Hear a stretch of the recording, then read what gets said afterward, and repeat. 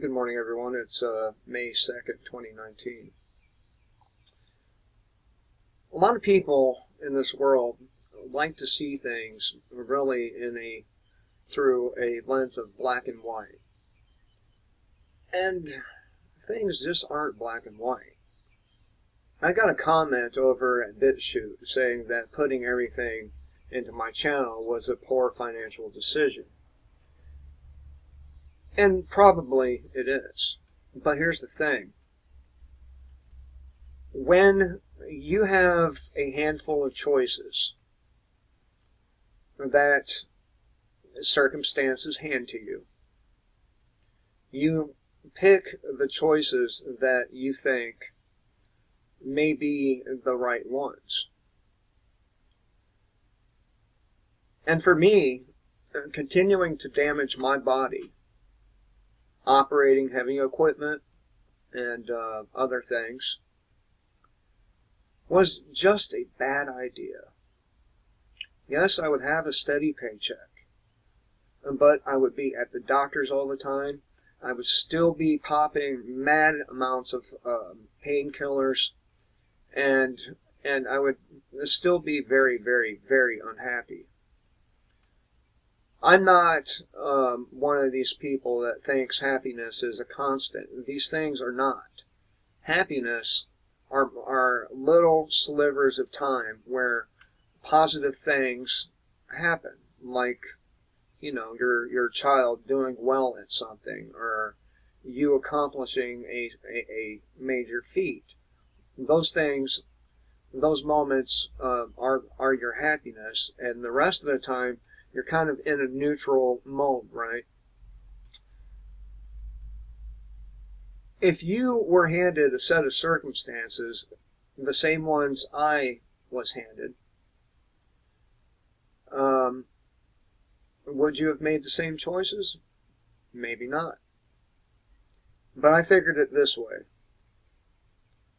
I figured that the money I ended up spending on trying to block out my pain from my back was going to be equivalent to almost not having employment in the first place. So I opted to make my body better and make myself well and do YouTube videos. Was it a poor financial decision? It depends on if I was looking to be financially rewarded through YouTube. And the answer to that is no, I was not. I was under no delusion when I started my channel that I would end up with the same amount of subs as, say, Alex Jones or Paul Joseph Watson or Stefan Molyneux. These are anomalies. They're anomalies in the way that they've been able to gain a decent amount of financial gain from being on YouTube. And I knew that the odds of that being the case for me were minuscule, right? Now, I do have some subs that, they like what I say, or for whatever reason, they throw money on my PayPal account. I don't know why they do it. Maybe it's because I do this every day and they see that I'm actually putting effort forward. I don't know why, but they do. And that being said, yes, I have gained monetarily from making these videos, but a very small amount compared to others, right? And I never expected to make any money whatsoever. So, this black and white view of the world, for example, the people that, you broke the law, you go to jail. Well, it's not that simple, really. It's really not that simple. Let's just say, for the sake of argument, You are a child who grew up being molested by a certain individual. And at some point you realize that what this person is doing to you is evil. It's ugly. Unacceptable. And you kill that person. Well, the people who are black and white, they will say, well, he needs to go to fucking prison. He killed that man. It's not really that simple, though. That man deserved what he got. And that's one of the problems with people, is they don't take a look at the totality of the circumstances. And Jordan Peterson is good for this. He likes to place people in these little boxes, and we just don't fit in these boxes. If you took a look at my tattoos, off the bat, you would say, that guy's a Satanist. Or something along those lines. But nothing is further from the truth. Looks are deceiving. Words are deceiving. And not everything is black and white. Not everything fits neatly into boxes. Success, not success. Jordan Peterson has this idea that if you have an above average IQ, you're guaranteed some success in life. And this is just not the case.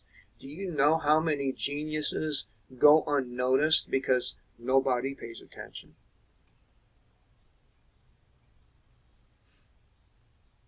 I'm not saying that I'm a genius, but there are people out there who are geniuses, who have extremely high IQs, that are living on the fucking street, or in a prison cell, or a mental hospital. So seeing the world black and white like that really makes you really unable to analyze the totality of situations, whether they be personal or governmental or scientific or psychological. If you see things in a black and white way, your analytical skills are lacking. But because you can't forget to consider all the variables that are out there. Now, recently, I became partners with somebody in a concession business. I didn't even have to put any money up front because the person knew I know how to manage shit. And they came to me and they said, hey, if I buy the equipment, will you manage the concession stand and put money back toward the equipment as we go along? And of course I will. It's an opportunity, right? Around here we have shit tons of festivals. And as a result, a lot of these concession people, they make a killing.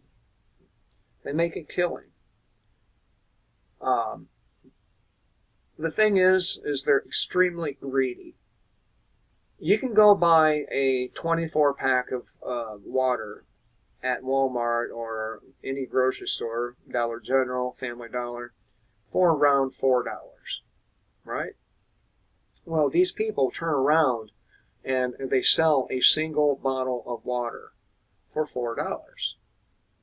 I don't have a problem with that. If people are stupid enough to buy a bottle of water for $4, then by all means, charge that. However, I'm not going to charge that. I'm going to charge $1 less, maybe $2. You know why? Because then all the people over there paying $4 for a single bottle of water will come to our stand, and the line will be huge.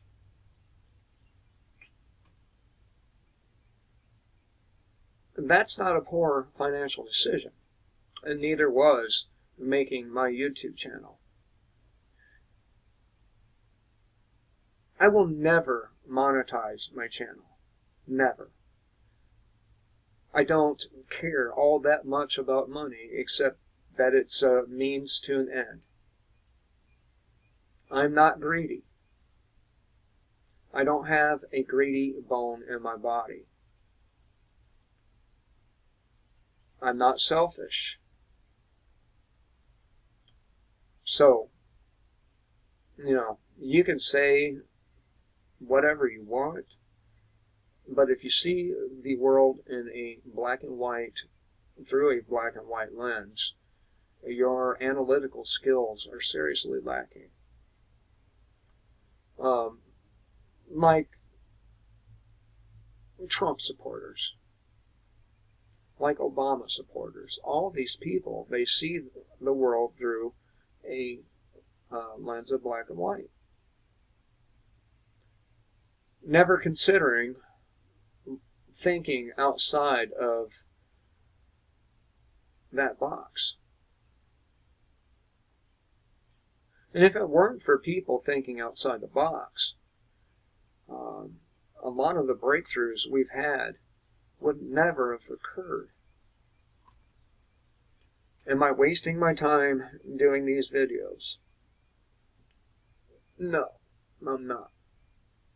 Even if I don't see another red fucking penny out of it, I'm not wasting my time, simply because my intentions were never to make a ton of money from doing these videos.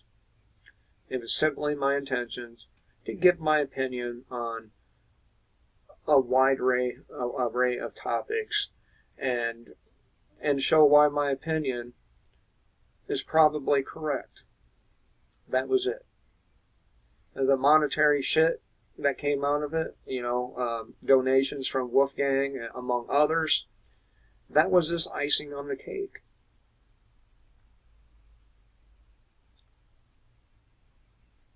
So, maybe it was a poor financial decision, if that were my intent. But my intent was not to make a shit ton of money. I don't need to be George Soros. I don't need to be Jeff Bezos or Elon Musk or any of the other fucking billionaire scum that's out there trying to change our world for the worse.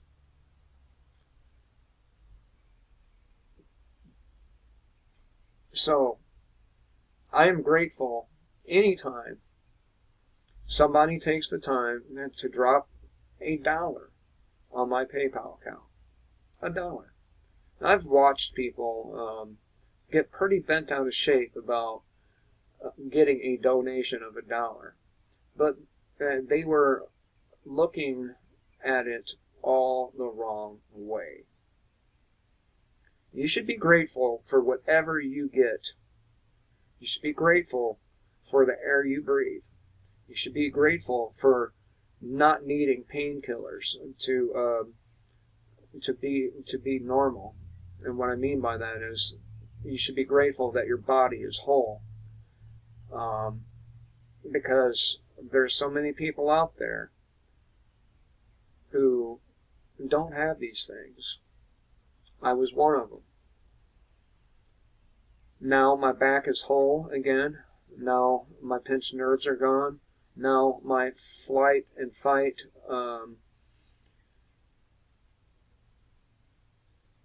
the nerve that controls that is functioning well. And I feel a whole lot different than I did 3 months ago. I don't feel like I need painkillers anymore. Not that many anyway. And I'm glad for that. And it's because a lot of it is because of my subscribers. I don't want to be a bad example for people. And I was taking things to the extreme. When I recognized what I was doing, I corrected my behavior. And that's what you're supposed to do. If you're a fucking scum, and you realize that you're fucking scum, the only thing you can do is correct that behavior. And again, it's not so black and white, right? Just because a person takes more painkillers than they need doesn't really necessarily make them scum. But a person who is molesting a child, they're automatically scum. A person victimizing others, automatically scum. Person victimizing themselves, though, again, it's not that black and white. Anyway, I don't really have any topics to talk about today. I've been through the news. I do have one thing that came up on my newsfeed on my phone, and that is Donald Trump, and rightfully so, is not going to be handing over his financial information until it's ordered by a court. He shouldn't have to do that. I mean, we couldn't even get Barack Obama's real birth certificate, so Donald Trump shouldn't have to hand over all of his financials, even though I'm pretty sure that a lot of it would approve collusion, but not to Russia. But nobody's going to say a damn word about Trump's collusion with Israel. It will never happen. Never. Anyway, I hope everyone has a great day. Thought I'd have a chat with you this morning. And kill the state, live free.